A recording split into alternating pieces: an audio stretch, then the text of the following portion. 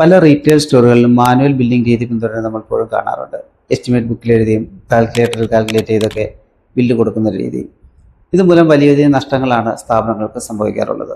ഒന്ന്, സമയനഷ്ടം. Manual bill ചെയ്യുമ്പോൾ ഉണ്ടാകുന്ന സമയനഷ്ടം. അത് കാരണം ക്യൂവിൽ നിൽക്കുന്ന കസ്റ്റമർ നഷ്ടപ്പെടാനും അങ്ങനെ വലിയ വലിയ നഷ്ടങ്ങൾ സംഭവിക്കാനും കാരണമാകാറുണ്ട്. രണ്ട്, കസ്റ്റമർ ബൈയിങ് പാറ്റേൺ അറിയാതെ പോകുന്നതാണ്. ഏത് ഐറ്റംസാണ് കസ്റ്റമർ കൂടുതൽ വാങ്ങുന്നത്, ഏത് ഐറ്റം വഴിയാണ് നമുക്ക് കൂടുതൽ ലാഭം കിട്ടുന്നത്, ഒരു കസ്റ്റമറുടെ ആവറേജ് ബൈയിങ് കപ്പാസിറ്റി എത്രയാണ്, ഈ രീതിയിലുള്ള പല കാൽക്കുലേഷൻസ് നമുക്ക് കിട്ടാതെ പോകുന്നുണ്ട്.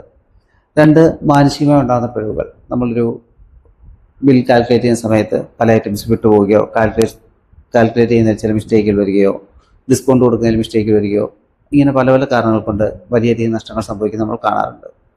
അടുത്തത് ഡേറ്റ അനാലിസിസ് ആണ്. നമുക്ക് നമ്മുടെ സ്ഥാപനവുമായി ബന്ധപ്പെട്ട തീരുമാനങ്ങൾ എടുക്കാനായിട്ട് എത്ര ലാഭം കിട്ടുന്നു, ഏത് ഐറ്റംസാണ് കൂടുതൽ സെയിലായത്, ഏത് സപ്ലയർ ഐറ്റത്തിനാണ് കൂടുതൽ ലാഭം കിട്ടിയത്, ഇവ കാര്യങ്ങളൊന്നും മാനുവൽ ബില്ലിംഗ് ചെയ്യുന്ന സമയത്ത് നമുക്ക് കിട്ടാറില്ല.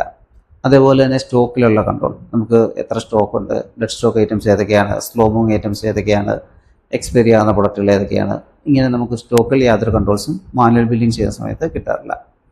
ഈ കാരണങ്ങളൊക്കെ കൊണ്ട് തന്നെയാണ് ഒരു സ്ഥാപനത്തിൻ്റെ ലാഭകരമായ നടത്തിപ്പിന് ബില്ലിംഗ് സോഫ്റ്റ്വെയർ വളരെ അത്യാവശ്യമാണ് എന്ന് നമ്മൾ പറയുന്നത്.